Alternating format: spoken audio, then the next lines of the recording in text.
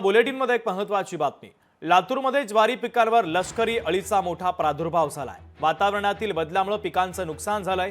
पंचनामे करून मदत देण्याची प्रशासनाकडे मागणी करण्यात आलेली आहे। त्यामुळे आता शेतकऱ्यांच्या संकटामध्ये आणखीन भर पडत असल्याचं दिसतंय, कारण ज्वारी पिकावर लष्करी अळीचा प्रादुर्भाव झालाय। वातावरणामध्ये जे बदल होत आहेत त्या बदलांचा परिणाम आता ज्वारीच्या पिकावर होतोय। परिणामी पिकाचं मोठं नुकसान होत आहे। पंचनामे करून सरकारनं लवकरात लवकर मदत देण्याची मागणी आता शेतकऱ्यांनी केलेली आहे। आमचं बघा इथं 1.5 पाऊण 2 एकर रान आहे। 1.5 पाऊण 2 एकर रानामध्ये आमचं सोयाबीन होतं। त्या सोयाबीनला उत्पन्न घ्यावं म्हणतात त्याच्यावर बी अळी पडून गेली। त्याच्यानंतर आम्ही बायला काहीतरी ज्वारी होईल लेकरा बाळाला म्हणून बडी ज्वारी पेरलो।